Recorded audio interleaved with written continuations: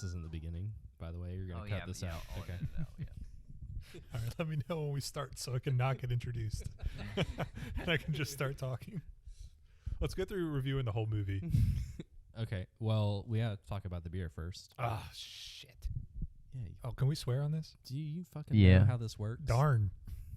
You swear, but like don't like overly swear. I would Oh, say. yeah. Well, Like God dang like a it. solid PG-13, but like you can say bitch. Like Bitch. Can I say hentai? yeah. I'm not going to. All yiff in hell. We could do a segment where we read off our pinned Discord messages. Yeah, we could. Oh god, a long time. When was And the last time? It was April of 2019? the year of our Lord 2020? 2020. Right before we recorded. We did an one episode. pandemic Yeah, one podcast remotely. But we're back together, and welcome to the Beer, B-Movies, and Battle Royale podcast with Nick Zamboni and Sam Collins. Yes. Glad to be back. What are we drinking right now? We are drinking Founders. It is Founders Kentucky Breakfast Stout, cinnamon, vanilla, cacao, 12% alcohol. It tastes like vanilla extract, Yeah, I just would say. straight Yeah. vanilla extract. I think It's not that's how- bad. I think that's how they got the alcohol content so high. Yeah, 'Cause they just took vanilla extract, like 90% alcohol, and Sprinkle some put it, cinnamon in like there. literally put it on top of a beer. That's how you get to 12%. yeah. Just swivel that around in there, and grab some bananas. Yeah. I feel like there's a banana in there somewhere. Oh, dude. Yeah, I'd so have a this banana. would be a great thing to drink with breakfast, like with a waffle, Yeah, some I mean, ice cream, Some maple syrup, maple syrup. Get that a sugar little bit of content up there. bacon, some coffee in there Yeah. sprinkle some salt, in the drink. a little biscuit with some jelly. It's crazy because when I first started drinking, I wasn't a huge fan of beer. And then I did like dark beers a lot, especially being in Boone in the cold weather. Mm-hmm.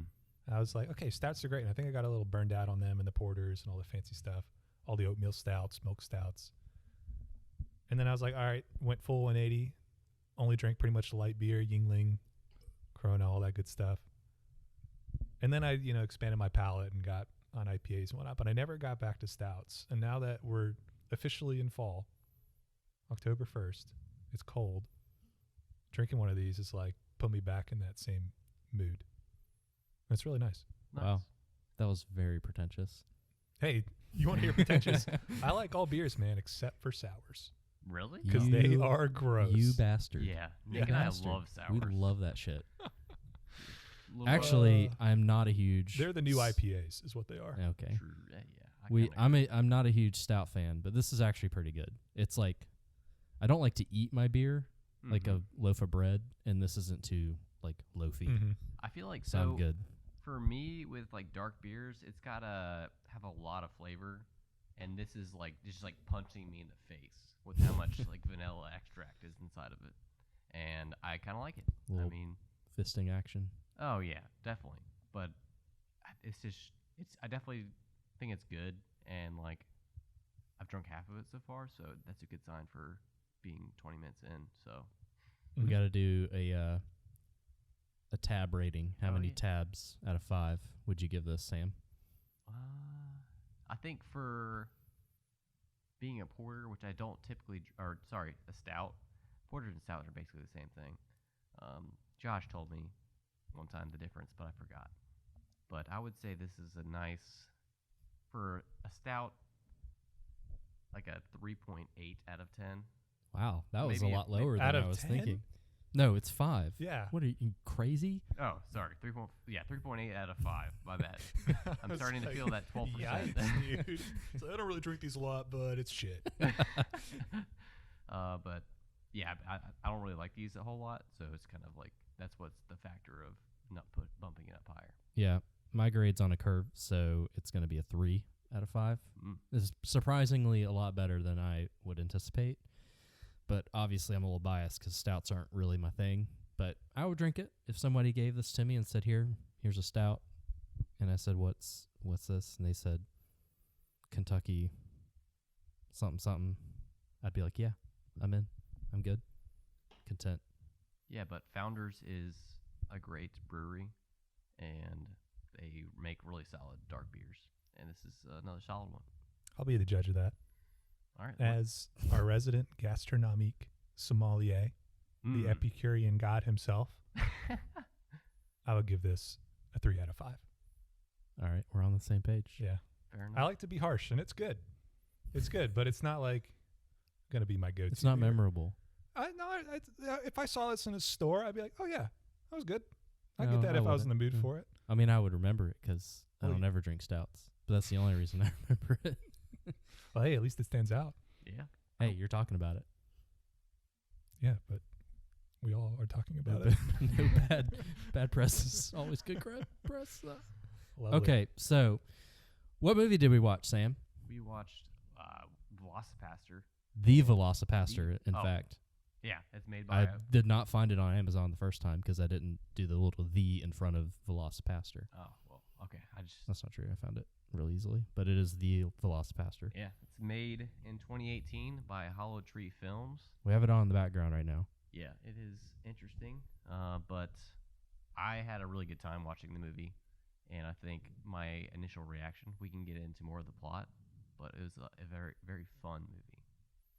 And it is very fun. It's like very it's very self-aware that it's a bad movie. It's one of those movies that's done so poorly that you enjoy it because it knows like all the problems that it has. So like the production value is terrible and it really leans into that. So one of the first scenes is the main character's parents being blown up in a car bomb and it doesn't show it because it just says on the screen VFX car fire or whatever it says. Yeah, so it just really leans into being not a very good quality movie. Yeah, the first 30 seconds of the movie is like, yep, here's a VFX car on fire. Yeah, I'd say, I mean, I enjoyed it just like Sam did. I mean, yeah, we called it a fun movie, and the director's own words, he says the world is so fun and permissible, which is an interesting way to describe this movie because, yeah, it is really similar to other films kind of in the genre of Grindhouse and whatnot where, yeah, like Sharknado or Birdemic, those movies know they're bad and they lean into that, and you kind of get it's so bad it's good enjoyment out of it. But for me watching this movie, I really felt like, yeah, they're self-aware around it. It almost became a self-parody, and I feel like that elevated it above those films in another way.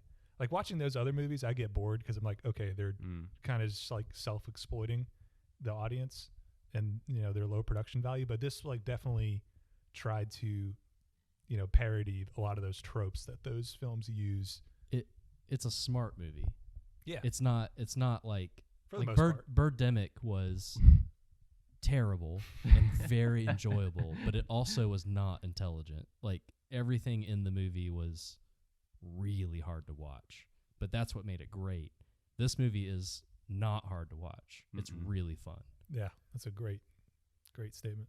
Yeah, I agree. It's like levels above those types of movies. It's got that quality that The Room has from Tommy Wiseau, but obviously The Room takes itself seriously. This doesn't take itself seriously, but it has that quality of like, wow, that was really good, but it's not supposed to be good.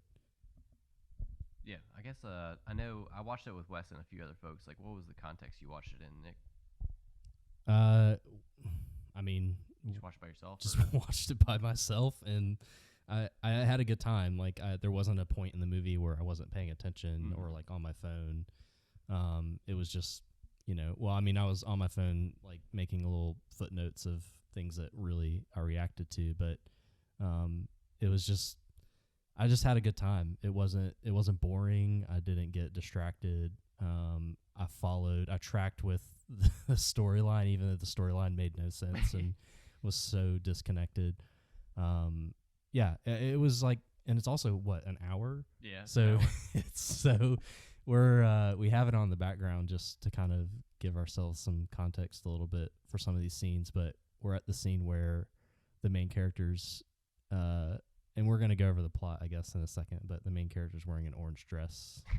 It's just A Velma dress. yeah, It is a it's Velma dress, very yeah. short, and he's very hairy, so it's really good.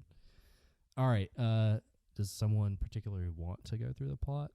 I can. I don't know if I want to, but I can. I mean, I'm fine doing whatever. We would just want to all talk about different parts of it. I mean, it's not like Nick said, it's only an hour long, but every single scene has something going on that is ridiculous and strikes a different chord of comedy. So I mean, we could literally go through the whole movie. It would take us probably 2 minutes to talk through these scenes, but we could talk about each of these scenes like in depth. So We probably don't have enough time for that, but Yeah. I think we can hit some of the main plot points. yeah, that's what I would By think the too. way, Wesley, welcome to the podcast. What's up, demons? It's your boy Weasel Weasel indeed. scurrying into the house. Wesley is joining our team on Beers, B Movies, and Battle Royales. Mhm. Very excited to have him as a part of the main crew. Yeah. Not as excited as I am to get those dollar bills. Oh yeah, That contract you guys got me. They call me Paperboy, man. That's how much we're rolling. Get them bands. Paradox, if you're listening to this podcast, I'm going to be promoting your games a lot. You can pay me by check, PayPal, Bitcoin, DLC. free DLC because fuck, you guys charge a lot of money for those. So yeah, Yeah, and the U.S. government, if you want to pay me hush money or kill me for all the secrets and conspiracies I'm going to expose on this podcast, it's a win-win either way. So he will not be let me. silenced. Yes, you cannot silence me, He Joe. will not be silenced. Sleepy Joe. Yeah, I'm going to wake you up, boy. I'm really glad that you're with us, Wes. All right, But all the right. movie starts out. I am only Like- half a beer in, too. So But the movie starts out just like Nick said, with his parents, Doug, the main character's parents. Yep, dying. main character's Doug. He's a priest, Discount fresh out of Michael C. priest Hall. college. Yeah, and he basically leaves. He actually leaves his Catholic, aka also Methodist church, and then he's waving at his family like frantically, like, and they're waving back at him, and they're both just really excited. Really proud that he graduated priest college. And then they blow up, and just like Nick said, instead of having a car on fire, they say VFX car on fire, and then it flashes back to Doug with Father Stewart. Yes, Father Stewart, and they're drinking communion wine and talking about Drowning their sorrows in Yeah. communion wine. And then Father Stewart's trying to console Doug, and he offers him more communion wine. And what other advice would a pastor give? He would tell him to run away from God. And He says, "Go where God cannot follow you." Yeah. So where does he go? China. China. China. And he drives all the way there. He just drives straight to China. Yep. Great montage. And as he, well, I guess you don't really know he arrives in China until he's just walking through the woods and he Says just China. starts saying China. China. And he's like looking around. He's like, You know, China is to the east. you know those metal rods that people use for looking for water? Yeah, Like, divining rods. he's like using his arms as divining rods just to be like, where is China? Well, he's searching for that chi, and it's interesting you bring that up because he does divine himself onto some does. very magical power in the next scene, where we see a young Chinese woman running through the forest in a gi of all things, which I think is very, cultural appropriation of the Japanese. And she's being chased by a ninja, and they stumble into each other. She gets shot by the ninja with an arrow. She talks to him in Mandarin. He somehow understands. And what does she give him? A dinosaur fang. And as the ninja approaches him, he stumbles into a tree and cuts himself with that dinosaur fang. And Somehow. yeah. I mean, it's a circular fang. Yeah, it's pretty and old. Somehow he gets cut. And Yeah. that's where the Velocipaster is born. He's infused with the powers of the old bones. I don't really remember how he got back to the United States. Is it just cut Those right to him? details don't matter. Yeah, it cuts to him waking up, and you're kind of wondering, like, is it a dream?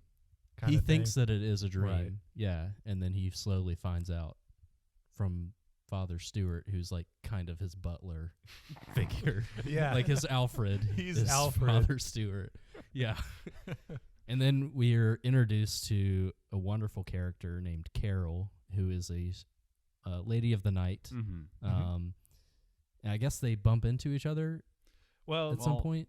they do bump into each other, but we're skipping over the best character the in best the movie. character, yeah. Maybe the best character. We're introduced to Carol, and obviously she's wearing the uniform of the sex workers of the 70s, no less. So, very garish. And she walks into another man, surprisingly modest. surprisingly modest, but still very beautiful for a discount, Jennifer Lawrence.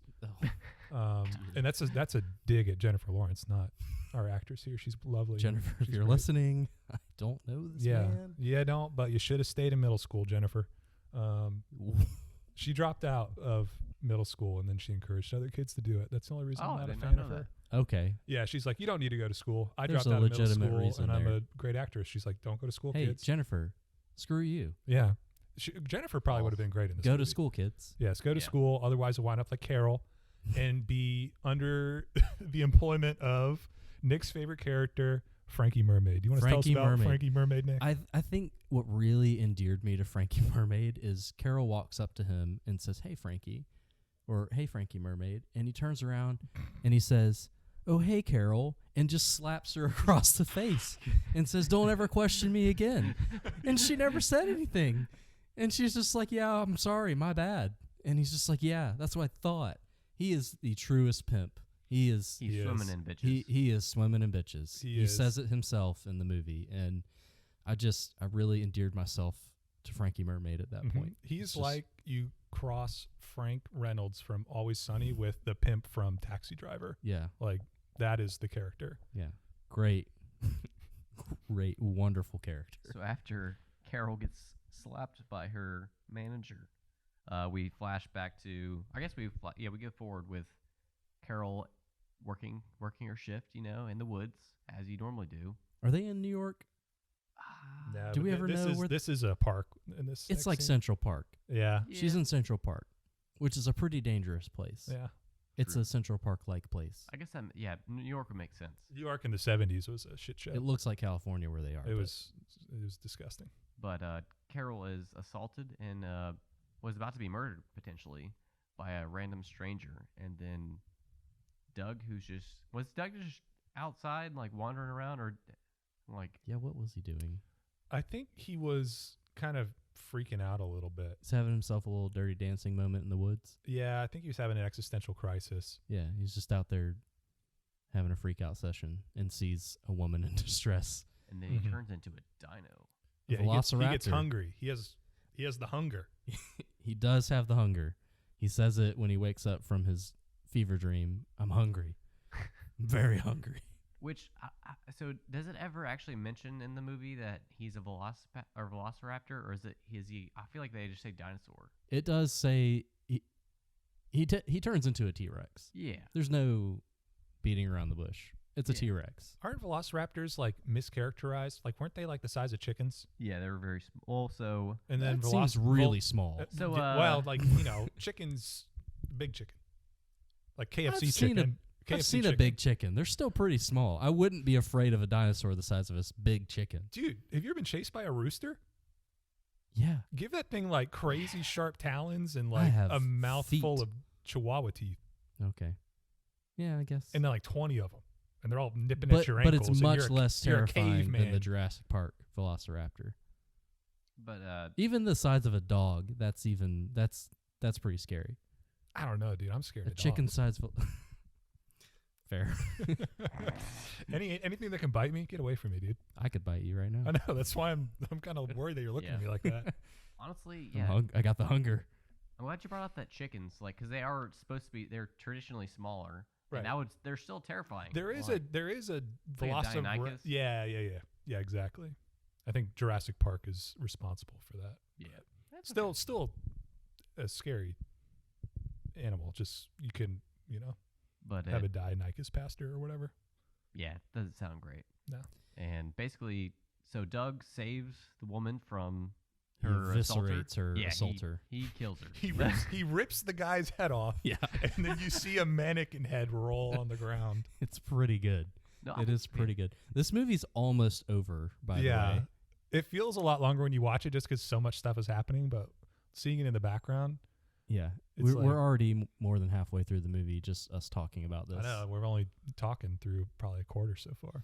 So we might need to speed it up a little bit. Oh, we got Yeah, plenty okay. of time. Anyways, so Doug saves Carol and passes out in a fit of rage and wakes up in a stranger's bed, and then in comes Carol in like a little nightgown, and there's like a ton of innuendo Oh, gosh, jokes. I forgot about She's that. like, "Last night was amazing," and he's like freaking out, like, "Oh my gosh, I'm a priest. I had sex with this person," and he doesn't even know she's a hooker yet. And he's just like, "We can't talk about this. We can never. Is this your first time too?" And she's like, "Yeah, it is." And she finally figures out that he's talking about something else, and she tells him that he turned into a dinosaur last night and saved him. And he's like, "What?" And then he pauses. He's like, "What?" Again. It's one of my favorite scenes.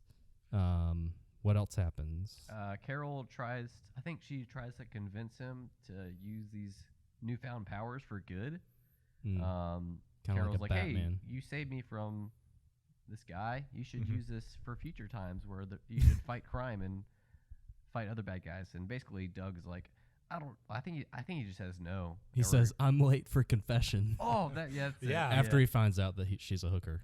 Right. He does not want her sinful hands on him. What does he call her? A Jezebel? Something like that. Yeah, he calls her a Jezebel, and he sprints away and runs all the way to the church and magically changes out of the orange dress into his it's priest good clothes. for him to preserve his virginity. That's how priests get their powers. Why do you think we can't absolve our own sins? But God. so it flashes forward to Doug in the confession booth, and who is in the confession booth? None other than Frankie Mermaid. Frankie Mermaid. And basically, Frankie I don't know why he decided to go to the confession booth that day, but I guess it had been like 4 years or something since he had confessed. And Smoking a joint. Yeah, he smokes he's a joint. smoking a So joint. he's clearly not that repentant. yeah, I don't know. Maybe it was part of his parole. I don't know, parole hearing. He's got to go confess to the priest or whatever, So and you can sign off. basically brags about killing this dude's parents in a car bomb because it was a part of a job. And Doug's just sitting there like, "Wait, what the F is going on right now?" And then I guess he like gets his lobster claws out and breaks through the little screen. Is like, "What the heck did you say?" And finally like rips his esophagus out and bleeds him out. Yeah. And that was the end of my favorite Right there in character. his church. Yeah. And it's not He doesn't hide the body. it's not ever explained No. how he's able to murder this guy in broad daylight in his There's own no church. police. You know what? It's Father Stewart. He really is He the knew- Alfred. He knew in the this. Voodoo priest, so maybe he Father and he- Stewart's a bad dude. Yeah, Actually, I believe you it. know what? And you know what? He locks him in. He told him to go to China. Yeah. He's orchestrated this whole thing. He's like Ra's al Ghul. Oh my gosh! He's Father- not Alfred. He's Ra's al Father Stewart is Ra's al Ghul. Ghul. Wow. Wow, this is. This And was a big Sam- moment. we but have this is Sam's the even Batman bigger. fan. We have peeled back a layer of this movie that no other reviewer on YouTube has yet. The I mean, mastermind. this is groundbreaking. So, really. well, I'll mention this in the future. I don't want to spoil anything. But after he kills what's the guy's name again? Frankie Frankie Mermaid. Mermaid. Frankie How could you Mermaid. forget How that? could we forget? He decides to go back to Carol and join her plea for Mhm. fighting crime. And this part of the movie is a pretty big moment, just because he changes his mind and decides to fight crime and kill bad guys. And probably Carol and Doug have the best exchange of lines in the whole movie. The pinnacle of the movie. They're like talking about, hey, like, how can we do this? What should I do? And then like they're very, very confused. And then Carol says, I don't really know much about God. And then Doug says back to her, well, I don't really know much about dinosaurs. And then It's like this like unspoken agreements to work Yeah. together and It's become very partners. inspirational. Yeah, it's just, I don't know that much about God. Well, Carol, I don't know that much about dinosaurs. So let's do this life together. You and me, we got this. Velocipastor and hooker. Mhm. Yeah. And then it switches to a montage of Doug training, which I think it probably was Preaching rock to her. music. Yeah, it's actually a really good month. The music in this movie is something else to talk about. If you like kind of alternative indie rock, I love this soundtrack. Yeah. It really vibes with the aesthetic. But yeah, the montage is great. He somehow gets better at being a dinosaur. he owns his powers. Yeah, but I mean, like, he's full strength as a dinosaur. And she learns about God. She does learn about God. He teaches her about God. She teaches him about. He gets better at being a dinosaur. Hey, haven't had sex yet. Although They do. They have a lot of good stuff going on at one point. And it's not too graphic, so don't feel bad about, you don't have to fast forward it if your parents are in the room. You can. Someone did fast forward it. Yeah, I know. It's for sensitive eyes. I in the didn't. Room. No. I watched. No. Well, I needed to retain my virgin powers, so I skipped it. Okay. Good. Good for you. But at this point, Doug is introduced to the ninjas, which I don't really remember how he is. But So, they do have some fun in the bed together. I don't think that happens yet. Does it? No, I don't think so. I'm pretty sure. I'm pretty sure it does. I'm pretty sure it does because it's in my notes. All right, you're probably right. Oh, well, actually, Sam's right. Okay. It's a little confusing because the sex scene is also a montage, but I wasn't allowed to watch it, so kind of forgot where it was in the movie. But after the training montage, we are introduced to the ninja camp. That's right. The ninjas are, they're shown throughout the We movie. get a little before. excerpt. Yeah, we know they're hunting the raptor talon, which isn't a thing. What do they call him? They After- call him the Dragon Warrior. Yeah, but after Which he is- cuts himself, the talon's gone. We don't see it again. We do don't see it. Yeah, it's just him. But that, there's more plot points explained later. But in this, Could that mean there's more than one Velociraptor person out there? yes, when we talk about it, There's in going to be 5 minutes, a trilogy. there absolutely should be. But in this ninja camp, Marvel-esque world. we are taught that these are a band of Christian ninjas. Yes. And it's lovely because this movie definitely takes a lot of inspiration from 70s and 80s movies. And watching this, I really saw I was like reminiscent of a lot of kung fu movies at the time. Like they have a Chinese master as their leader, but all the ninjas are like white, black dudes, and they're wearing like really crappy. There is an Australian one. Yep, ninja It garbs. says crikey a lot. Oh yeah, and they're doing karate. It doesn't make any sense. But there's one dude who he's his like right hand man, and they're talking to each other, and the whole dynamic is they are trying to hunt down the Velocipaster. And they call him the Dragon Warrior, Yeah. which They is call very him the confusing. Dragon Warrior because he's not a dragon. Because it is a spoof off of kung fu movies, because that's definitely what every kung fu movie called the protagonist. Mm-hmm. Yeah, he's the chosen one. Okay, so he also one of my favorite parts of the movie is it cuts back to Doug and he's reading a book called Crime 2 because he's trying to learn more about crime and how it works. And Father Stewart's about to walk in and he like scrambles to grab the Bible and put it behind Crime 2 to hide it, but the Bible's smaller than Crime 2, so it's obvious he's hiding what he's reading. His face Yeah. is just So priceless. good. And he ends up confessing to Father Stewart, like, hey, I'm half man, half Velociraptor. No, fully man, fully Velociraptor, like our Lord Jesus Christ. Yes, I'm sorry. How could I forget? And then No heresy here. Yeah, Yeah. and Father Stewart is basically like, you Well- need to have an exorcism because you're possessed. Just to qualify, our Lord isn't a dinosaur. Right. You know what I meant. He's fully God and fully man. We're not those kind of Yeah, Christians. I'm not that kind of heretic. Sorry, Sam. Sorry. Anyways, yeah, that's one of my favorite scenes in the movie. And then it cuts back to flashbacks where Doug is in priest college for some reason, and then I guess the Father Stewart says that he has to have an exorcism and brings in this weird like David Blaine looking dude. Yeah. That's a great way to describe him. Mhm. Yeah. He's just a magician. He looks like a magician. Yeah. I don't remember the guy's name, but I don't even know if he had a They name. don't even say his name, I don't think. and then That's the actor, right? We're looking at. No, that's that's not the not same him. actor. It's it not is the the same actor. actor. It is the same actor. We're gonna check IMDb, folks, and get That a is- live update. That for you. is the dude with No. a different beard cut.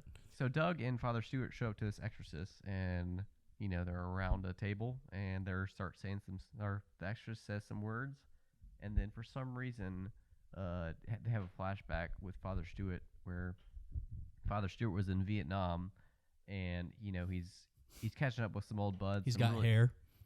Yeah, it's Father Stewart is a very old man, and for their age reversal technology for his flashback in He's Vietnam got- scene, and it doesn't make a lot of sense because this movie's set in the 70s and Vietnam was like late 60s, early 70s. Yeah. They just put a blonde wig on him, and Strawberry dye- blonde. Yeah. and dye his mustache. Oh, yeah, man. it's so good. Yeah, he has a Vietnam flashback, and then his wife is all of a sudden there, and is like, "I love you," and like runs across the field to go hug him, and it's blown up by a landmine, and he gets covered in blood, and that's his trauma. That we find out that's his trauma in life. Well, he also was encouraged by the David Blaine character guy back in Vietnam. We're watching the scene right now. His friend goes on this long rant about how they're going caught to up make to it the out of movie. Vietnam, and he's telling Father Stewart like don't worry about it. You're going to get home His to your face. girl. He's like, you can have so you can have a kid. convinced. He's like, Yeah. you can have 11 kids, and I want you to spend 15 minutes with each of them every day. And every time you see him, you can tell him, me, your war buddy Ali, managed to survive the war and managed to do it all with a smile. And it's a very long, inspiring speech. And Father Stewart's like slowly zooming in on their faces, and it's just so beautiful. And then you just see him just get wrecked by a sniper, and blood sprays everywhere. And Yeah. so He's still smoking a cigarette. He's on the still ground smoking. dying. He's 100% dead. He's still smoking the cigarette. So now you know why Father Stewart is the asshole that he is. His wife, his best buddy in the war died, and then his wife somehow shows up in Vietnam and Steps on a landmine. gets absolutely liquefied all over him. And his comrades come up to him and they're like, "Oh, literally, I don't think we can do anything for her." Yeah, she's too far gone. He doesn't say anything. He just stands there shocked, and then it just cuts back, and he's like, totally normal. Yeah. And then Wow. it comes back to Doug and Exorcist and Father Stewart, and nothing really comes of that. I think the Exorcist actually is like, I can't do anything, if I remember right. Yeah, it's kind of nothing happens of it. It's just like a bunch of flashbacks for everyone. I think that was, they just like Some character development, just sprinkle it in there. Backstory, yeah. did some drugs or something. Oh, she's about to blow. Let's see. She's about to blow up. It's so good. For, Oh my for this It's movie, so much blood. that It's is one of so the much blood. higher quality production shots. It is a cut scene. Like they cut to obviously like throwing a bag of blood at him. And he's just shocked. I mean, His- he just saw his wife probably for the first time in a year, and then she just blows up right in front of him.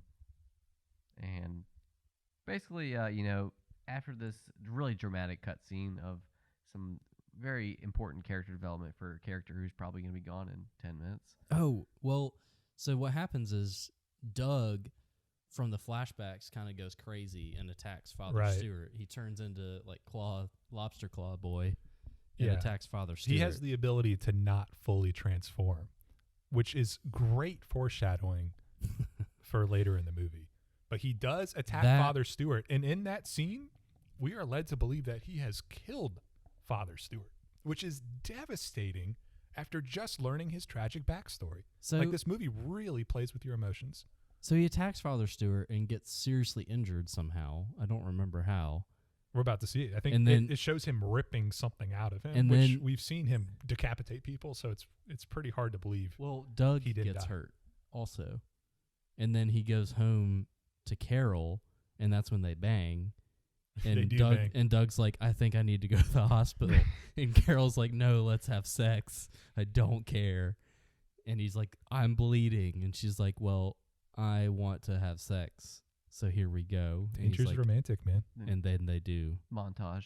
And there's an actual montage, which is funny because that's like one of the scenes that you don't do montages of.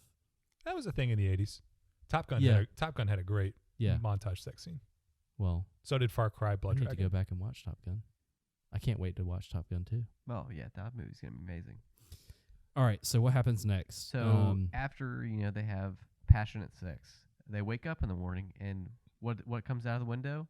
Bunch of white ninjas. Yeah. A great wide shot. They're just laying both of them in like her twin bed in literally I think it's a dorm room. It's the smallest room I've ever seen. It's a dorm room. And they have 2 open windows on either side of this dorm room. It's the director's dorm room. Yeah, yeah. It's where he goes to school. Yeah. That's where they're shooting This the was movie. based off a film school project.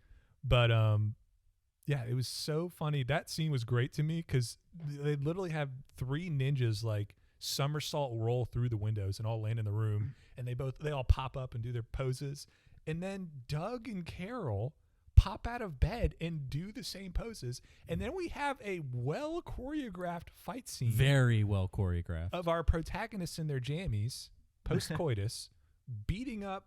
It's fun to watch. Assassin trained from birth ninjas. It's a good time. It's one of my favorite scenes in the movie. It's excellent, and they kick butt. You have 2 attractive people clad fighting. It's good. Yeah, I mean, sex and violence, dude. That's what sells. It's good. Yeah, it's pretty good. I'd watch it again. We're about to watch it again.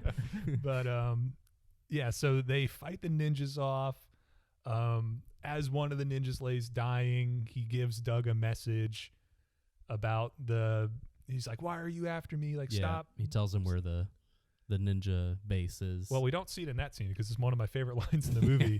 There, he's like, "Why are you after me?" He's like, "Oh, like you're the dragon warrior or whatever. Like we're gonna kill you and get the stone back." And he's like, "Oh, that sucks."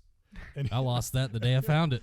Yeah, I don't know where that shit is. We see the ninja die in the scene, and then the next scene over, they ADR in a line where Doug is like, "Oh, thank goodness the ninja told me where the ninja camp is before he died." Like you just watched it happen. I love that because they clearly messed it up in post, or it was intentional. But either way, it rides that fine line of like being bad, but also being a self-parody.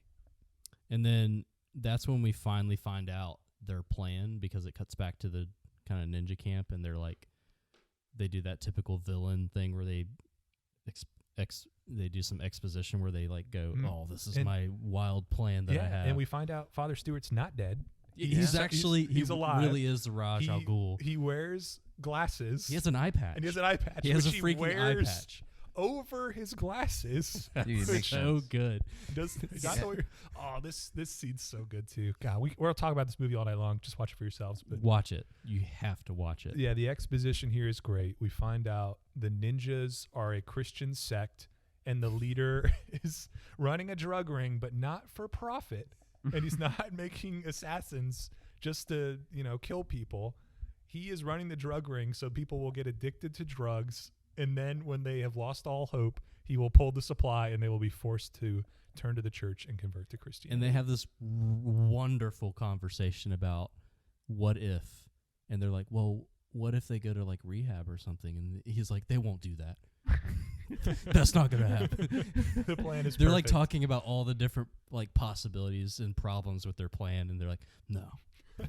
Yeah, and it's not gonna happen. Father Stewart's playing the straight man in that scene, and it ticks off the leader so bad, and he gives Father Stewart the chance to convert, and he's just like, in a moment of redemption for all of Father Stewart's flaws, he says, "You can't do that. That's not Christian." And he's like, "Okay, heretic," and just stabs him. So he dies, unfortunately, for real, the second time. Very unfortunate. He finally dies for real. He finally dies for real. And then they do that scene that you talked about where he's like, "Good thing the ninja told me where the base was." And then so Carol and Doug go to the ninja base, and Carol's like in like a leotard, This is- basically. like Electra This is a very costume. interesting scene of the movie because you could tell they wanted to pay homage to a lot of movies. A lot of this movie so far is they've been in 70s clothes, 70s cars. Just the whole feel of it is very 70s, but now they switch up to 80s action. Yeah, because Carol is in a sexy black single unitard. She looks like Electra. And she knows Kung Fu, Yeah, like she's- even more now. Yeah. And Doug the is Fawns, basically. Yeah, he's the Fonz. He's Tom Cruise from Top Gun. He's got the high-waisted jeans, the white shirt, the black leather jacket, The slick- Ray-Bans. Yeah, the slick black hair, and he looks so good. He does. he looks like a main character in Mhm. like a AAA movie. But they literally are just there one scene in their dorm, and then they're at like some Appalachian campground where the drug Literally, ring, like where the where drug you ring pull is. up your tent and Yeah. you're like, I'll pay $5 and there's to just like camp here. two ninjas just doing karate punches just You in know- the middle of the field. You know, they pulled up to like a campsite and they're like, we're gonna shoot a movie here, and they're Yeah. like, you can't do that, and they're like, but we're gonna shoot a movie here.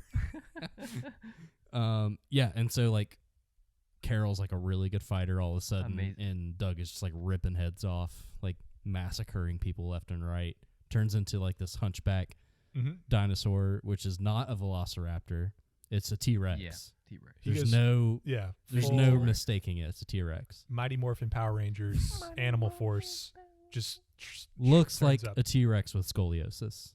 Like that back is effed up. Yeah, if you've ever seen those like dinosaur like blow up costumes that people wear, like they're running around with their heads flopping back, it looks like a slightly higher budget version of that. There's like a giant hole in the crotch too, which is a really good piece of it that I like. It's just like I don't think I noticed that. I yeah, didn't there's like a notice it either. giant hole in the costume in the crotch area where like the feet are supposed to go. I mean, it holds up kind of well because they have a full-on fight scene where he is dressed up in the dinosaur costume, or no, he is the dinosaur, He is the dinosaur. and he's fighting ninjas, and they have a extended cut, no cheap takes It was very of him long. just swinging his tail around and like throwing people and like biting these ninjas. It's not as good as the ninja dorm room fight scene, but it is still entertaining nevertheless. And then Sam, Doug's brother, shows up. Whoa. Surprise. This is a huge reveal, Sam. You can't yeah, drop it you that can't just dirty. casually drop that in. Like one of the ninjas like rips his mask off and he's like, "Hey, I'm your brother." Not just one of the ninjas, the leader's right-hand man, who we've seen this whole movie. He Yeah, wears- he literally does that laugh.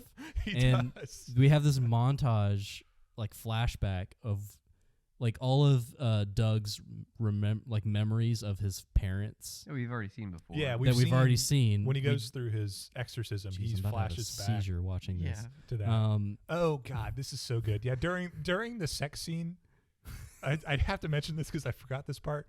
During the sex scene, they have a super high sped up overlay of the entire movie so far. That's like sped over it as if it's supposed to be. If like you us suffer from remembering. epilepsy, you need to skip the sex scene. yes, you Yeah. do. Unless you want to die.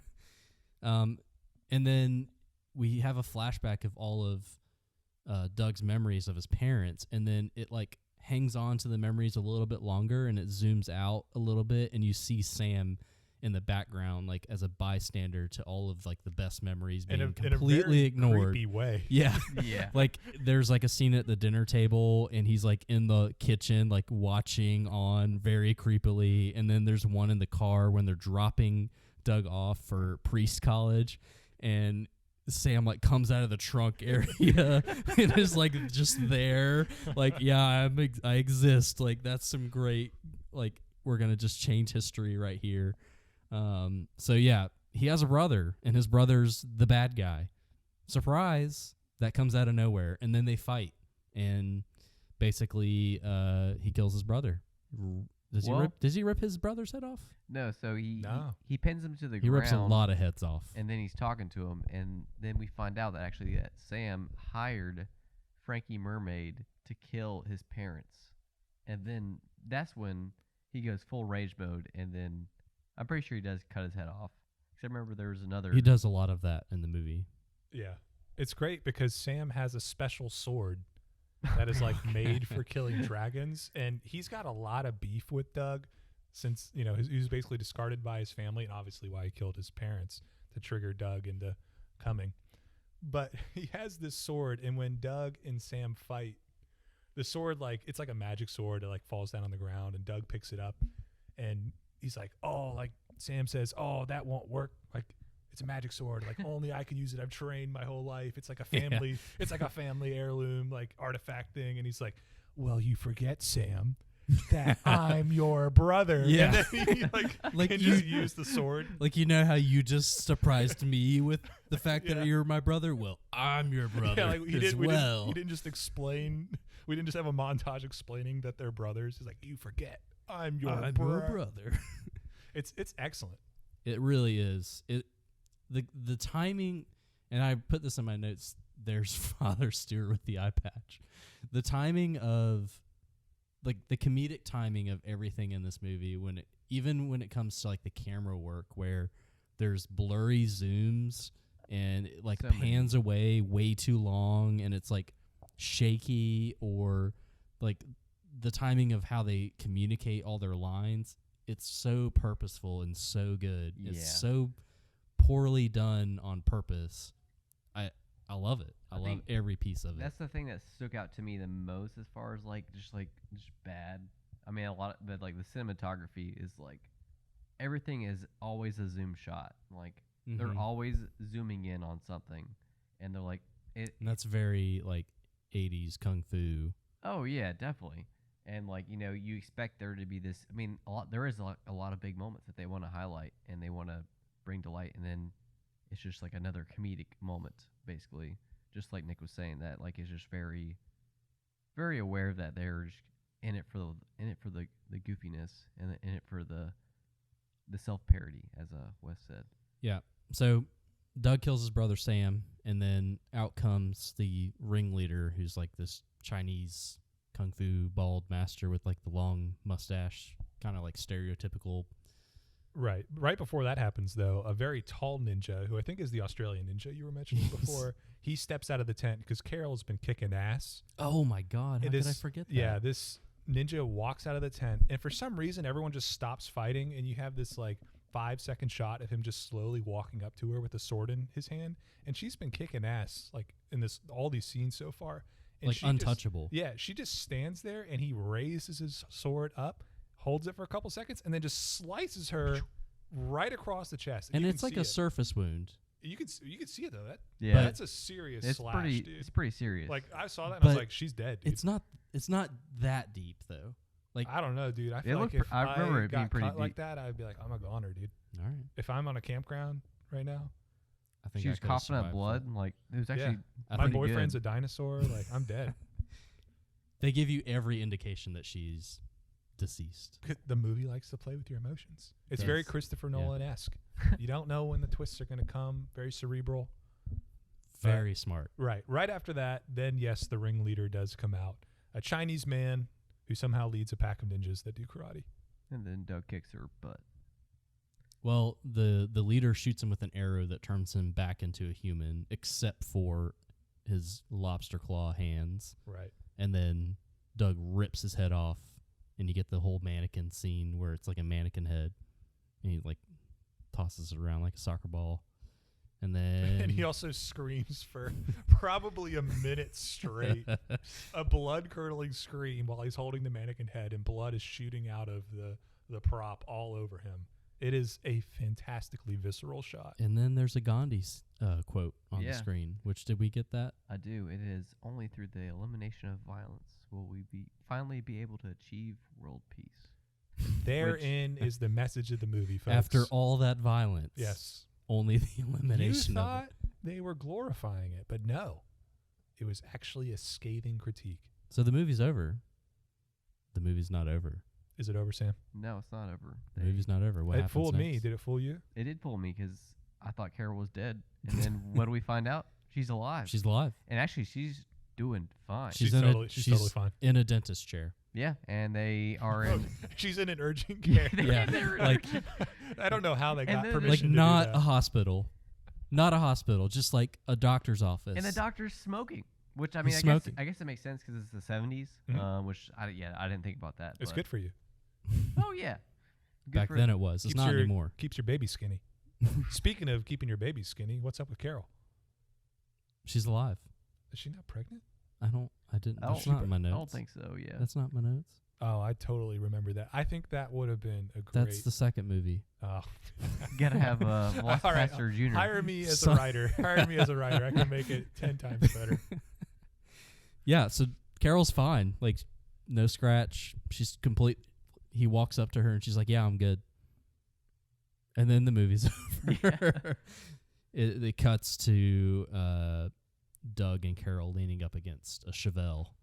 Oh. He's got the leather jacket and the Ray-Bans on, and he's like, "I'm going to fight crime with my dinosaur powers." Mhm. And Yeah. she's like, "Yeah, I'm going to keep hooking." Strong suggestion that there's going to be a sequel, which This was made in 2019?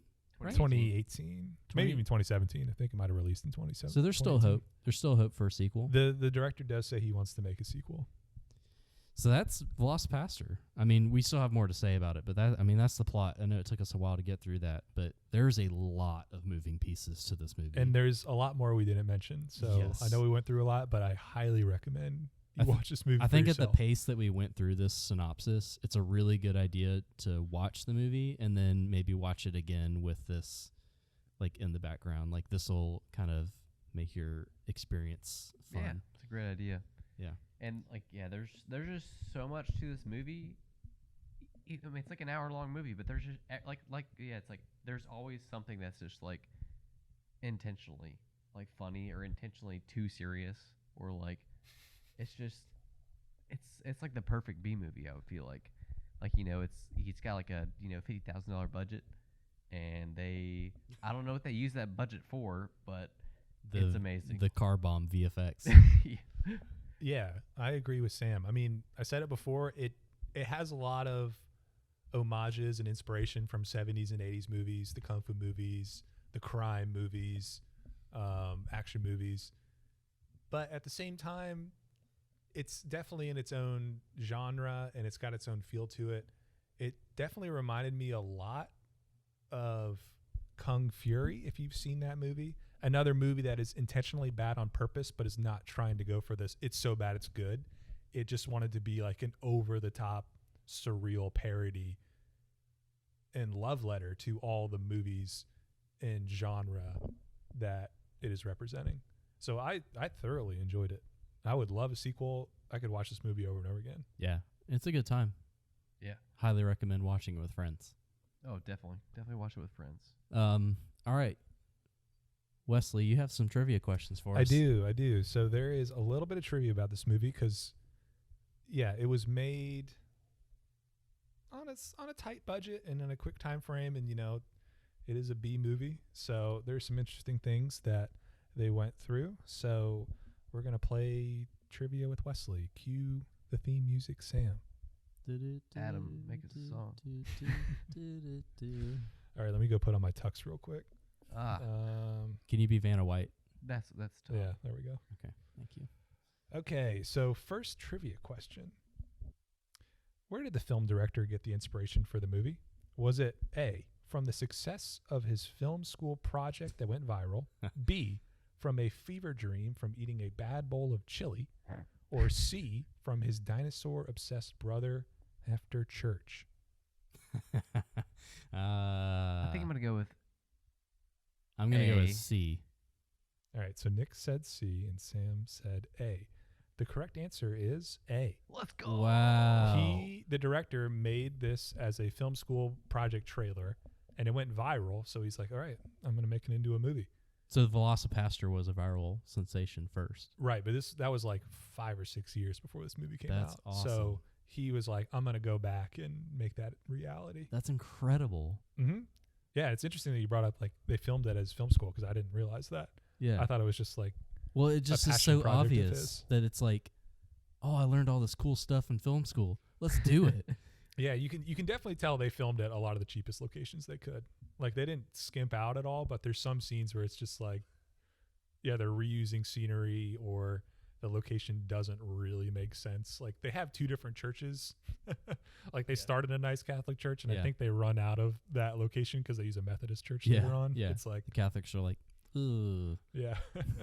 your movie has sex You in ruined it. our confession Yeah. booth? Like, get Yeah. out of here. There's a dead pimp They in our literally confession punch a booth. hole through the Yeah. little like shade area. Of Yeah. the What's that confession called? booth. It's got a special name. Catholics, DM me on Twitter.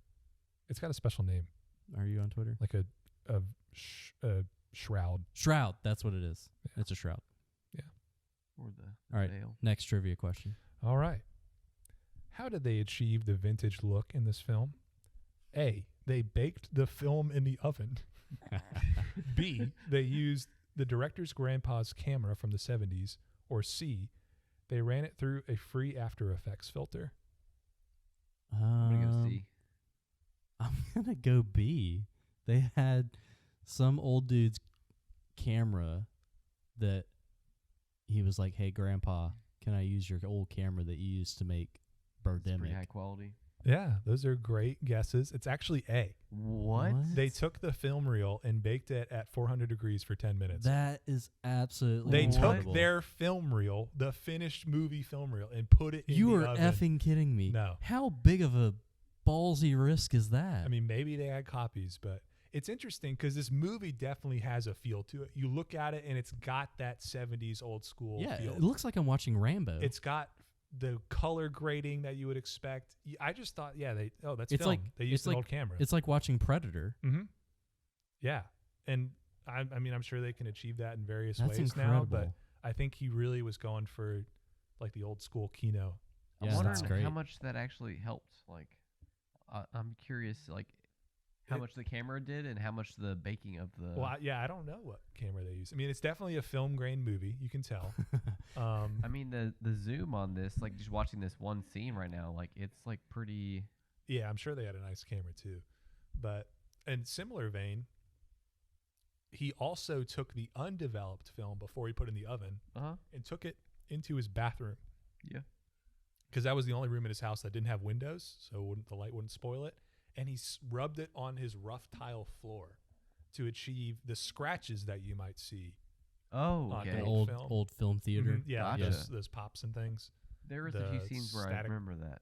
Yeah. So that, I mean, this effect is all artificial, which Okay. I am amazed by, and super low. We're watching the dinosaur fight scene now. I Very can definitely see the DIY. dinosaur dong hanging out. Yeah. Whatever. Did not notice that It's a before. giant hole in the costume. All right, so last trivia question. How much do you think this movie costs to make? And there's no multiple choice answer. It's just you can give a number or a range. I'm gonna 30 guess to 40K. I'm gonna guess a cool 10,000. 10,000. That's a good guess. Sam is right. It's 35 to 45. Wow. And it is a super low budget movie. I would not, honestly, I think 35 to 45K is a little high. I wonder if a lot of it is like the cost of the camera and the actors. I think they probably Probably the actors. They the probably- actors are good. it seems like they found some quality people. They So that absolutely might have did. been what the budget went Yeah. into, because it's definitely not the special Yes, effects. you're paying the big bucks for discount Michael C. Which- Hall and Yeah. Jennifer Lawrence. Which maybe that's the secret ingredient to like a really good B movie is put no money into the special effects and all the money into the acting. Yeah, I don't know if it's just because I'm a social genius or something, but like I can tell when somebody is like acting, but also acting really poorly, and it really sucks me out of the movie. They call that the suspension of disbelief. Mhm. Anytime you're witnessing a story and there's some element of the story that takes you out of it and reminds you like, oh, I am a third actor looking through the fourth wall, or a third party looking through the fourth wall. Like, that's not a good thing. You always want to suspend that. And a lot of these movies that are low budget or intentionally doing like over the top stuff, it's really easy to suspend that disbelief. And I think, yeah, spending the money and having good actors, even if they're good actors doing things poorly. It's on purpose. Yeah. Well, who's the Mhm. famous actor that said like the mark of a good actor is they can be a bad actor and you won't know?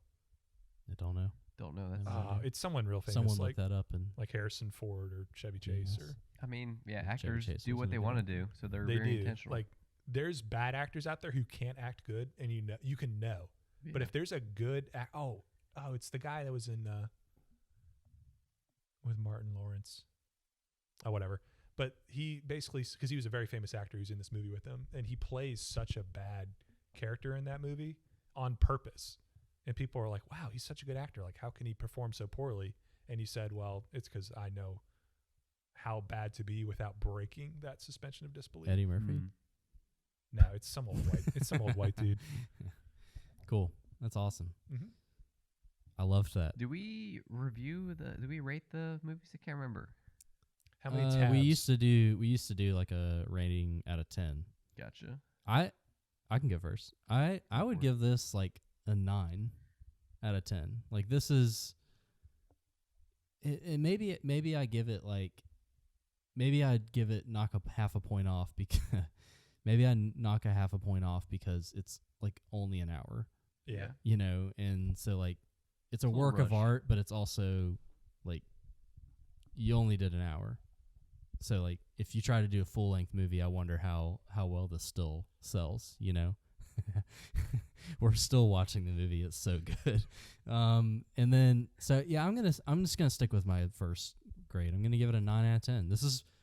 This is up there. Like The Room, I would say is like a 9.5. This is up there with that. Like it has rewatchability, and I think that's what separates it from other movies like Birdemic or, you know, any of the other movies you've already talked about.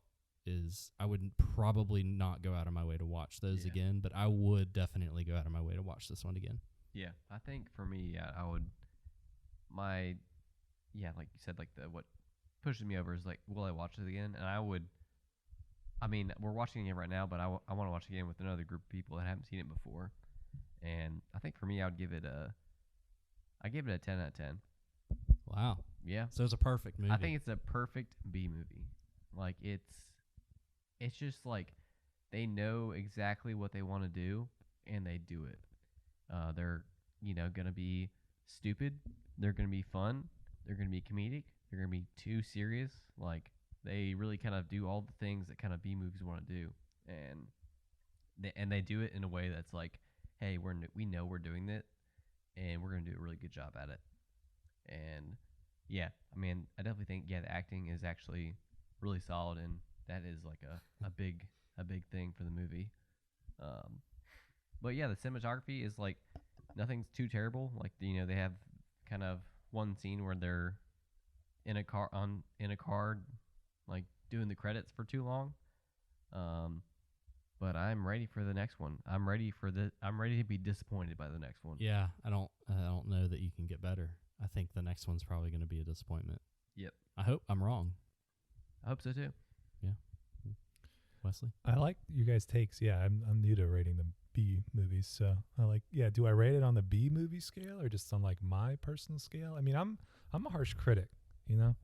So like, I love That's this fine. movie. We need a harsh critic on this I team. love this movie. This would be up there with like Hot Rod or another movie where I could like, if someone hadn't seen it before, I can totally pop that on and watch it and be completely entertained. I think the context is graded off of the scale of a B movie because if you can sit it up there with like AAA movies like Hot Rod or any of your favorite comedy geniuses or anything like that you really enjoy watching, but in the realm of B movies that have either a cult following because they're so bad or they're purposefully bad, we got to rate it in the context of a B movie. Low budget, not intentionally high quality. I respect that, but I'm also of the mindset like you don't give kindergartners a free pass on sucking at basketball just because the NBA exists. And you can be as harsh as you want, but grade it in the context of other B movies. So in other B movies, I'm with Sam. I'll give it a 10 out of 10. Nice. So I'm the harsh critic here. Well, as a regular movie, I would rate it a 7 out of 10. That's fair. Because I mean, what they did with what they had, it was magic. Yeah, like Sam said, cinematography great.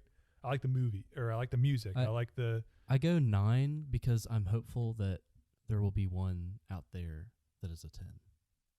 Mm-hmm. I'm hopeful that there's one even better. So that's why I knock a point automatically off because there's got to be one out there that's just the holy grail. I think that's one of the hallmarks of being a good critic is you don't give out good scores. Whoa, this was edited in Riga? This guy's from Riga, Latvia? That's awesome. That's amazing, dude. Those Riga girls, they like to kiss.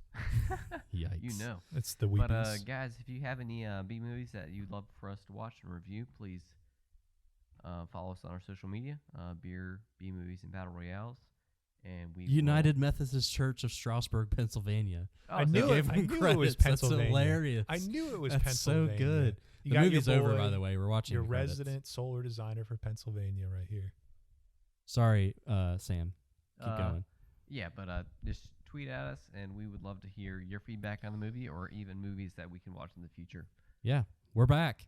We don't know what the plan is, but we're back. Just we have did fun. this kind of on a whim. Yeah, we're just having fun. Yeah, thanks to our new manager, Sam. Sam's going to be on the podcast, but I think he definitely wants to take a more editorial production role. Yeah, I'll be here to talk to you guys and talk with you guys. But I want to manage these very talented and very influential folks. I'm with the king of Facebook right here. That's me, baby. That's me. So I flew too close to the sun, though. Burned my wings off. yeah, I fell down here with these plebeians. But yeah, it's definitely special thanks to Sam for getting us together.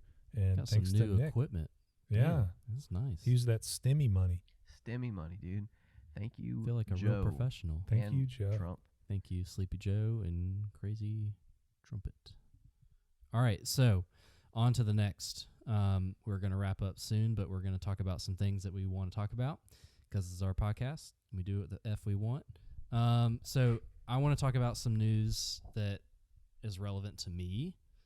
Probably not relevant to many people that listen, but I have been a pretty vocal critic of EA and FIFA. I really hate FIFA. I am a huge soccer fan. Follow me on Twitter. All my content is basically soccer Twitter. But not just that. Anyways, I like Konami's version of FIFA, which is called eFootball. Piss. Yeah. So It's literally called piss. it's called Pro Evolution Soccer, Right. now called eFootball. It's football I for didn't realize. weebs. Oh, they renamed it. Shoot. Basically, they call it eFootball because they want to focus on the PvP aspect of soccer. Gotcha. So they're like chasing after the FIFA thing, which is really dumb because what made PES so good was like the single player. I absolutely agree. Anyways, Pro Evolution Soccer Konami is like hyper realistic, really based around mechanics. Like it's not arcadey like FIFA. And the big news right now is Pez was supposed to be the FIFA killer because it took a lot of big contracts from FIFA, like Juventus is in Pro Evolution Soccer. There's Big deal. there's a lot of other leagues that are in Pro Evolution Soccer that aren't in FIFA. Notably, like the World Cup in FIFA is missing like 20-something plus teams that it had last year. That's insane. So people are pissed about FIFA, but people are also really, really pissed about Pro Evolution Soccer because it looks like an absolute shit dumpster fire.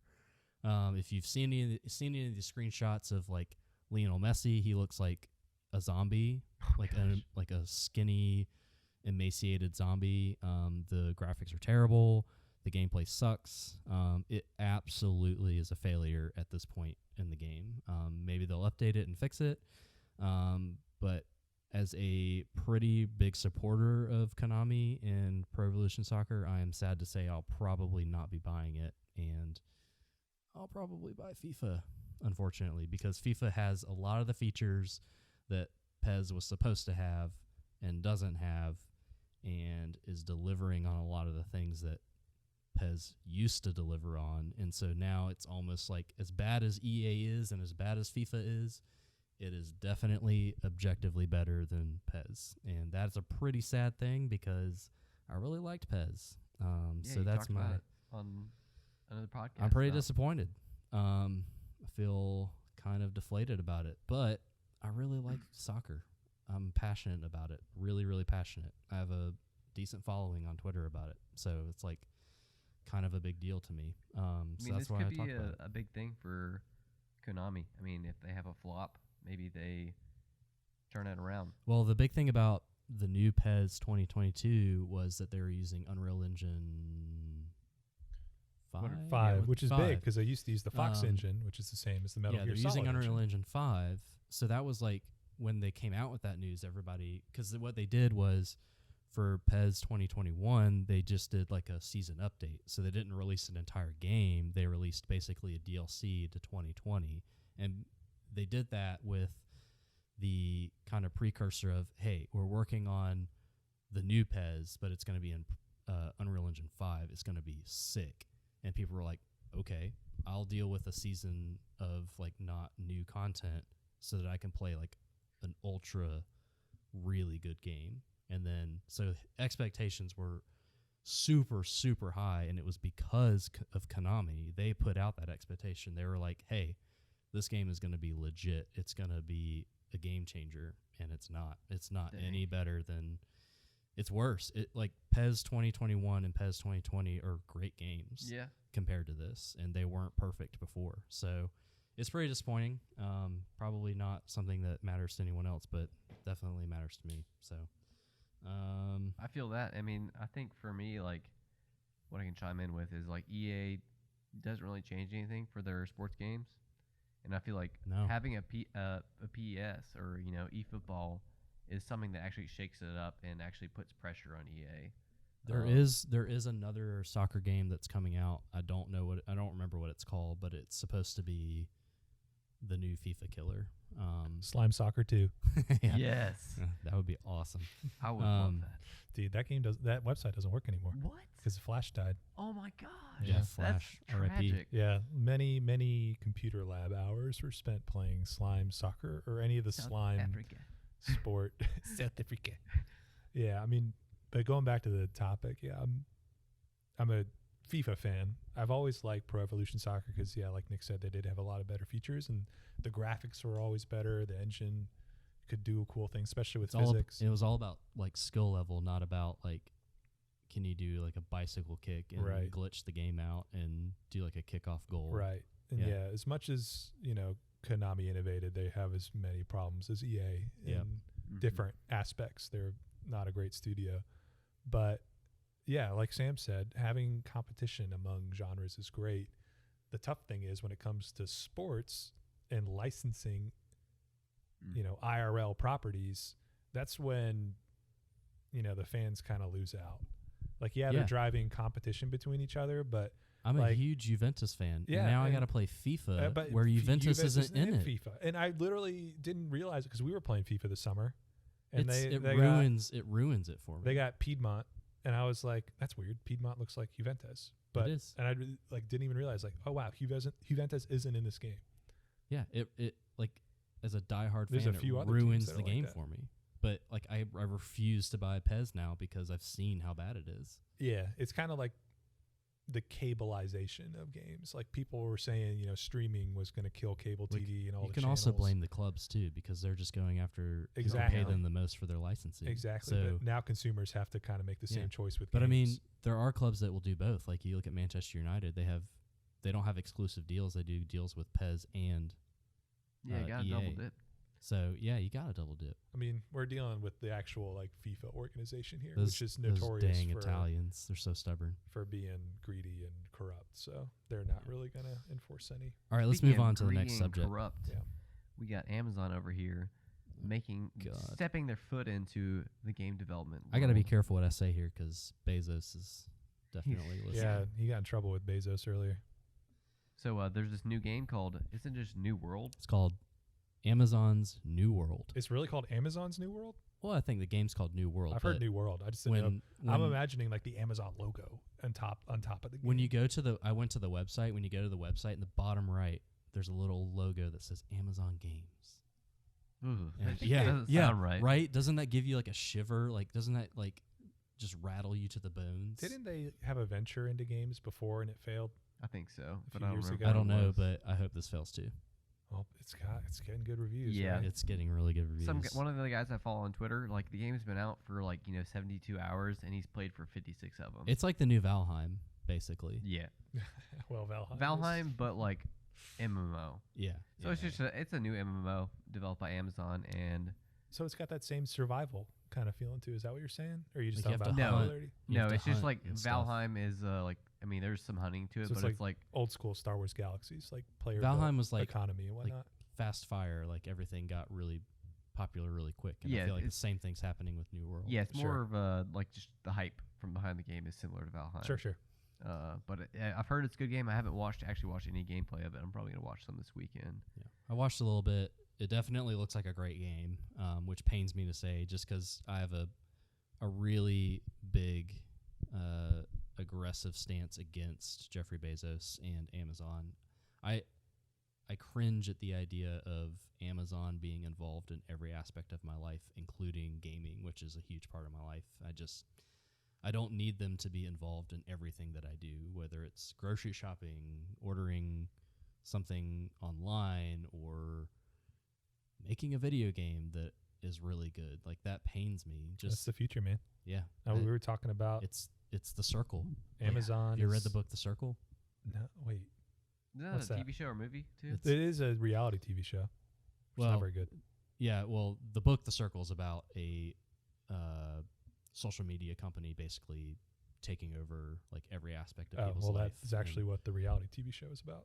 Oh, really? Yeah, it's. I thought that was about like a thing where it's like the contestants are Their contestants are like stuck in their rooms, like and they can social- only interact through each other through like a very curated social like media social wealth. experience. Yeah. It was fascinating, but It's The Circle, like the book is very similar where like your worth, and it's like a very Black Mirror-esque where it's like that is a your- Black Mirror episode. your worth is based around your social equity, where it's like how popular you are. And I Dang. see that coming, like obviously very like doom and gloom Yeah. conspiracy theorist mindset that I have, but I just see it like Jeffrey Bezos wants to be like in every single nook and cranny of my life, and I And just don't appreciate that. Soon he will, because Amazon is going for their own version of a company town, Yeah.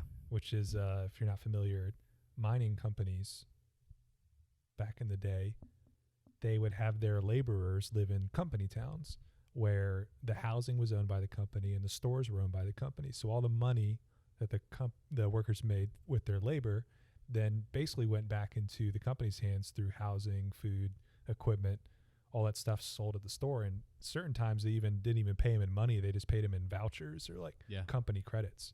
And They just like created like an unending like loop of yeah, like, I'm not really paying you money. I'm like paying you to work yeah. and live here. And long you can story short, survive.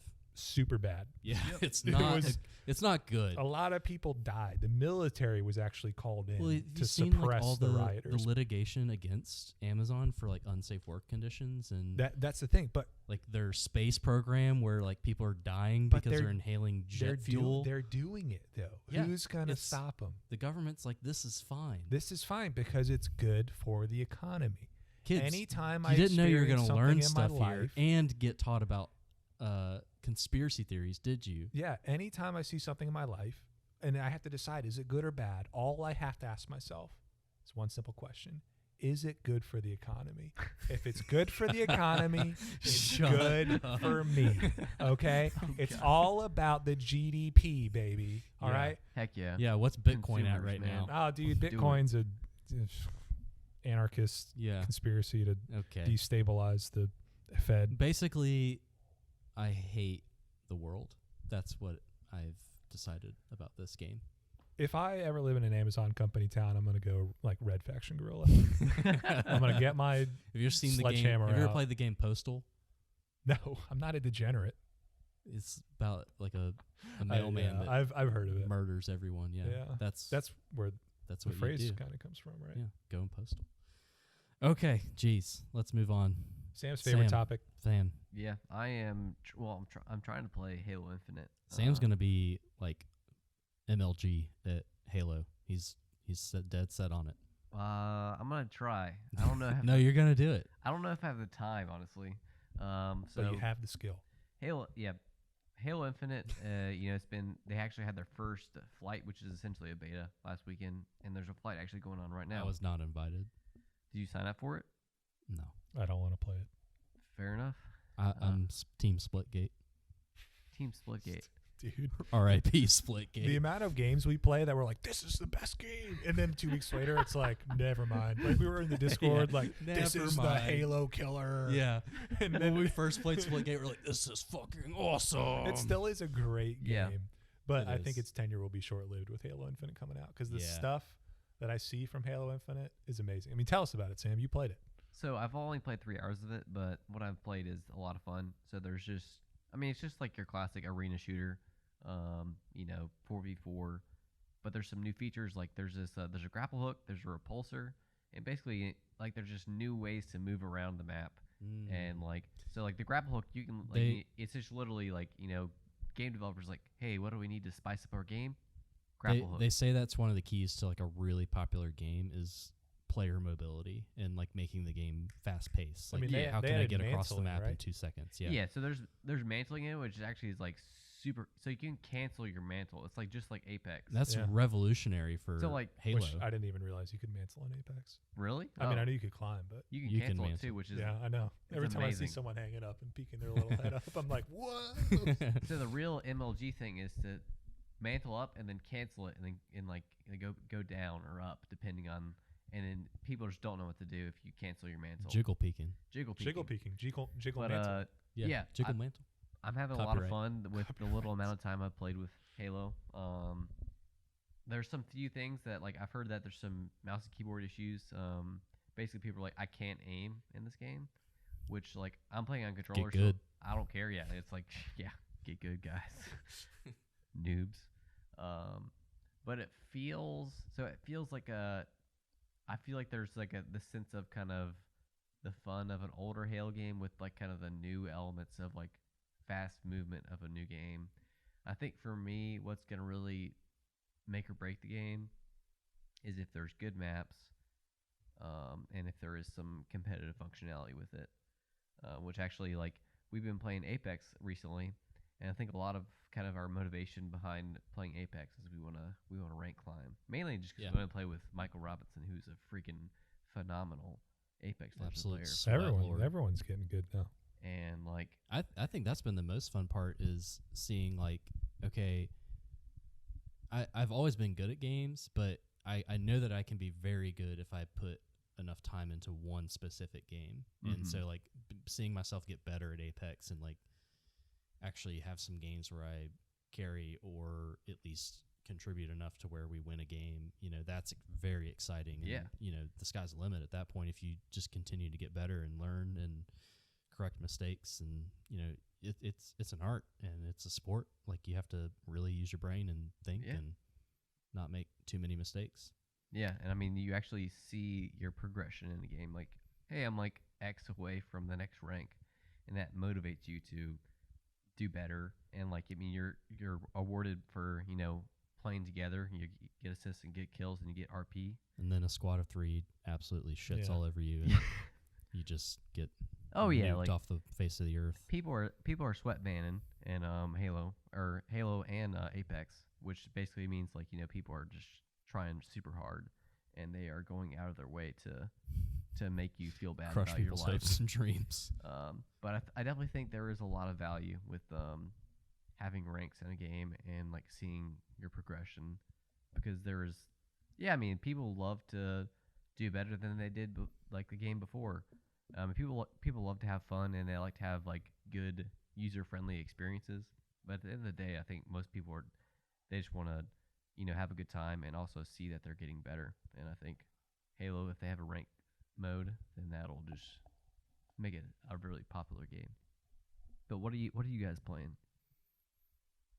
Well, I have been playing a little bit of City Skyline, which I've owned for quite a long time. Put it down. I'm a pretty big fan of like grand strategy and just like kind of chill games.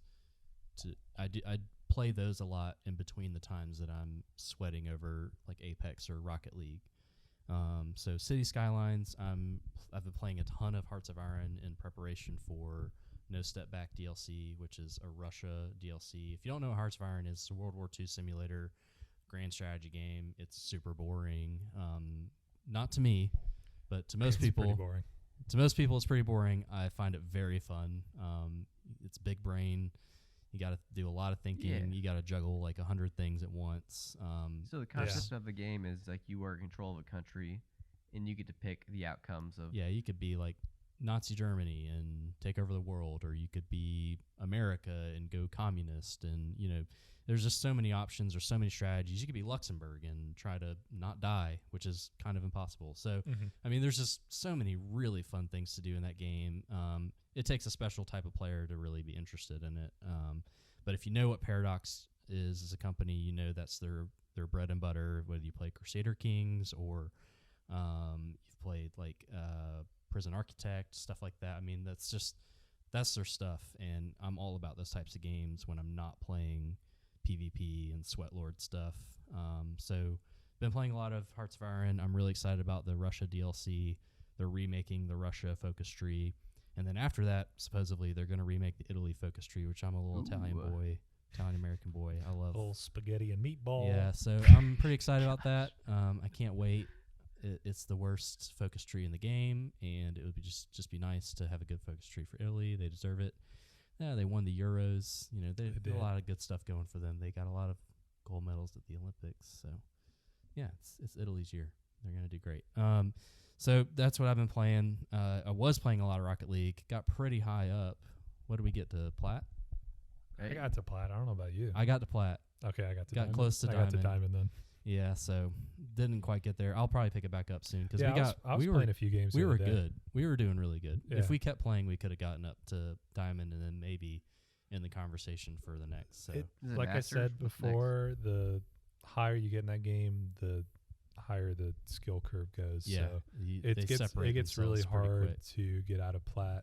And then like we talked about Michael before, he's grand champ on multiple platforms now. It took him like a year or two to get out of diamond. We'll get there. So it goes It'll straight happen. from diamond to grand champion? No, Or- it goes No. from diamond to champion, and then grand champ is its own level. I don't remember what there is one above diamond, and then grand champ is like the top Yeah, it 500 goes- players in the it world. goes to diamond, or, maybe in America. And I then don't know. Server, champion, probably. and then grand champ is like the predator. Gotcha. level. Yeah. for Grand champ's the Apex. top 500, so there's like a step above the best players. So, awesome. so yeah, I've been playing a lot of that. What about you guys? I've been playing a lot of the similar games actually. Nick has gotten me into a lot of these things. I just started playing City Skylines a couple days ago. I've played that game before. Like you said, super chill game. It's very soothing, right? It is. It's fun because I never played Paradox games and actually got Surviving Mars through for free, like through Humble Bundle or something. And I was playing that game and I was like, oh, this game's really fun. It's like City Skylines in space. It's a little less grand and a little bit more focused on.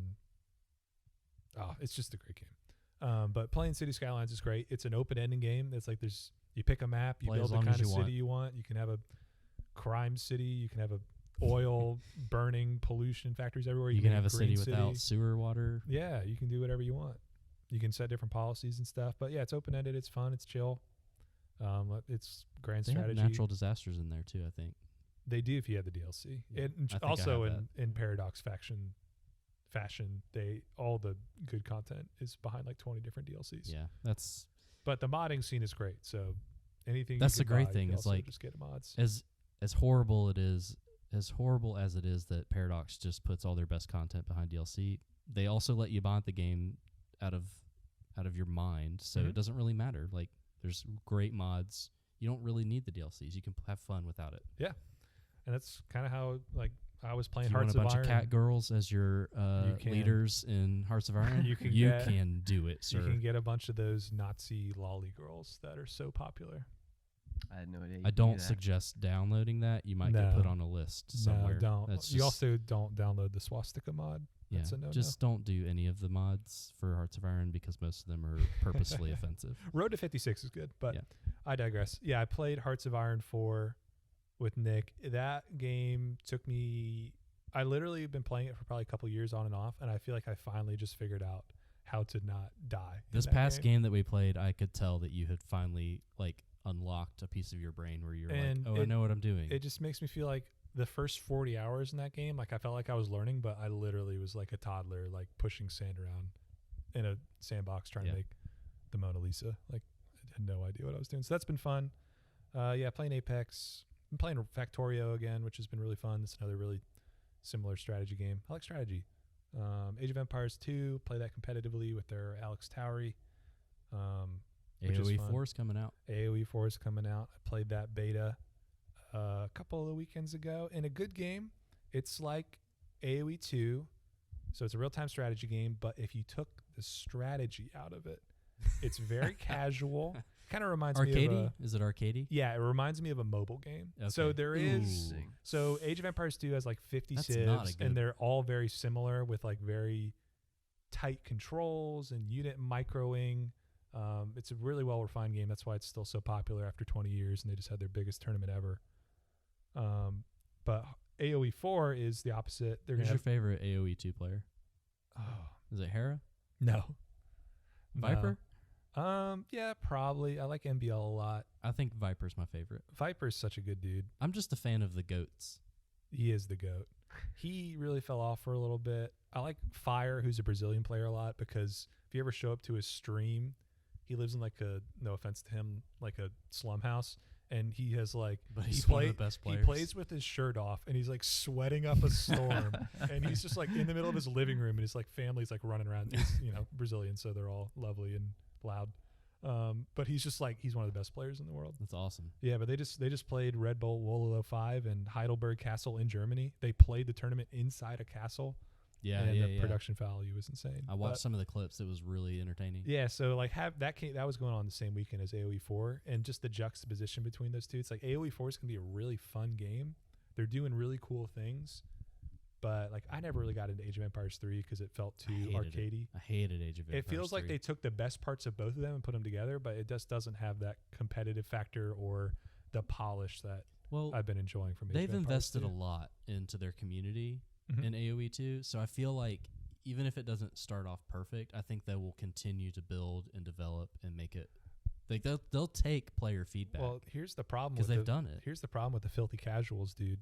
When the beta came out, just the beta, you had to get sign Only up you for the would beta. say this.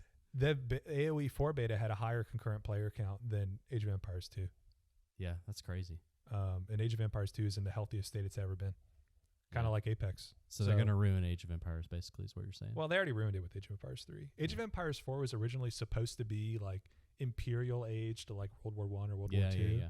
Because that was like the original game plan. It's But just they're Company just of like, Heroes. they're like, people like Age of Empires 2. Let's just make that game. But at the same time, let's just fuck it up because we're Microsoft.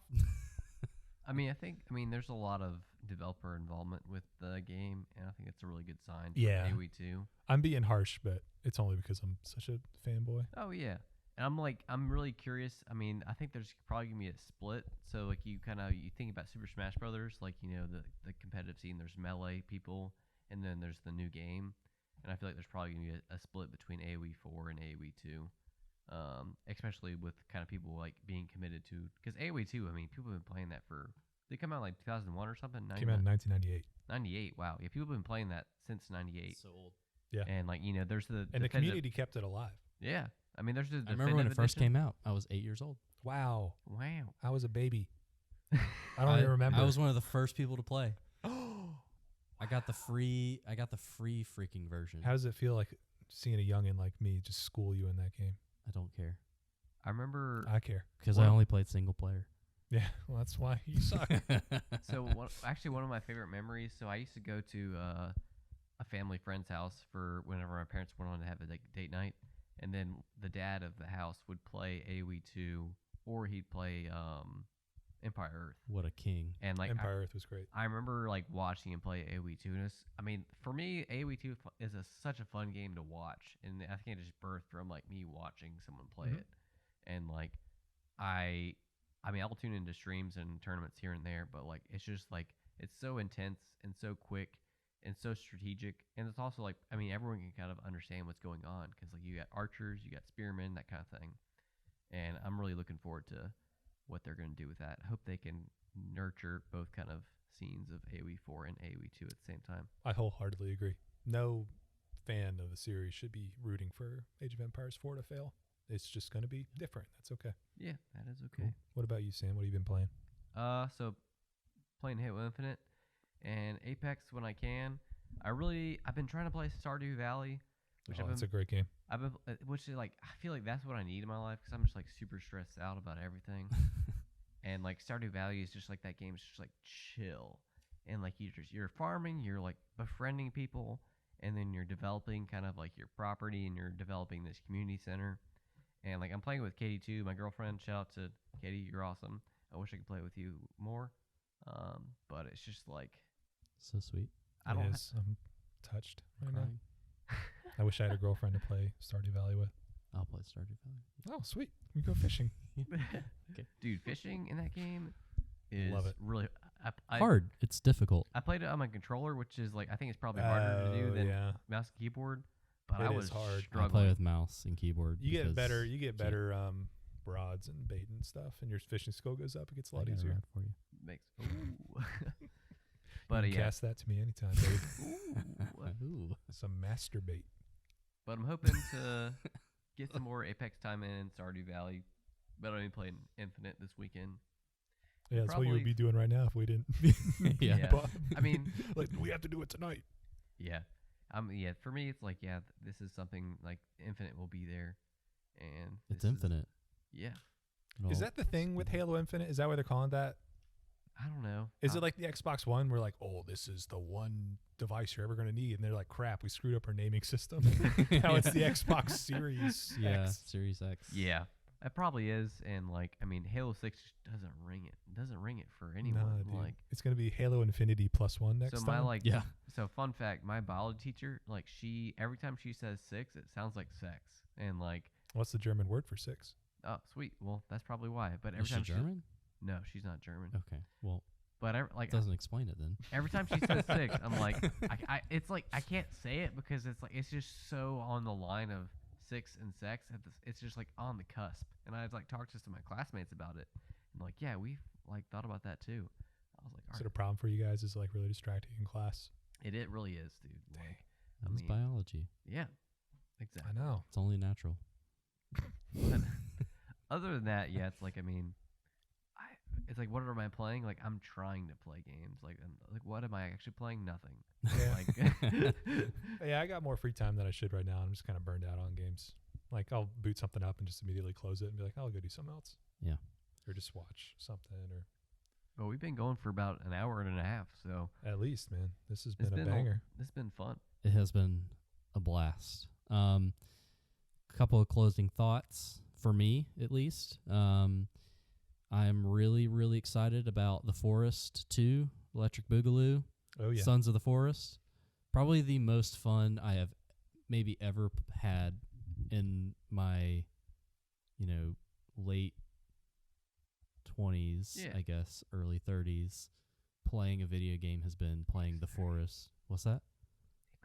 I am 30. I'll be 31 in November. It is a completely unassuming games. I mean, did you guys know about that game? No, I did not. I actually Till- owned it Yeah. before we started playing it, and I played like a couple, because when it first came out, it was really popular because a lot of YouTubers picked it up and started playing it, and it blew up, and then it just kind of disappeared for a while. It came out in like 2014. No, I know. In like yeah, exactly. in an unreleased, like unfinished state. Yeah, exactly. So, and it was popular like on YouTube because a Yeah. lot of YouTubers were playing it, and then it just kind of fell off the map, and then it came back again The because developer never gave up on it. well, a lot of yes, but also a lot of games kind of made a resurgence like early pandemic. Like Stardew Valley made a huge surge back in the pandemic because people wanted to kind of play a game with their friends, and Stardew Valley is one of those where you could play by yourself, you can play with friends. The Forest is another one of those you can play by yourself, play with your friends. And so this community's like blew up again, and that's when we started playing. Right, it was like right when the pandemic hit. Yeah, I played it in like 2017 with my buddy Frazier, which is crazy because if you guys know me, I am a big, Little scaredy cat. as scaredy cat, as Ben Shapiro would say, a wet ass P word. And I like thrillers and stuff. I like suspense, but The Forest is a scary Yeah. game, But dude. it is so good. But it's good. It's not like jump scare horror. Like it is just It's- you feel the tension. it It feels like Lost meets what? Lost meets what? Sam, what would you say? Left 4 Dead. Yeah, yeah. Lost meets, that feeling as a kid? I don't know if this is true for you guys, but when someone's chasing you, that like fear like in your heart, in your chest, you're like, I hate this. I want to die. I know, and it's crazy because like But it's fun. I mean, to describe the game to people who don't know it, it is a survival horror game where you crash land on an island, and it is a somewhat realistic survival game, at least compared to other survival games like Minecraft or other games. There is a crafting base building There is element. a strong crafting based thing. There's sickness, dehydration, food. Your inventory is like a realistic. Cannibalism, There's cannibalism. Cults. Yeah, but you show up and it's like you're just there, and the objective of the game is Find your son. Find your son. Someone takes little Timmy, a man painted red. It's very ominous, and it does have this very No, who's the Cthulhu guy? I'm not sure. Who wrote that? Starts with an H, right? Lovecraft. Lovecraft. Starts H.P. with an H. Lovecraft.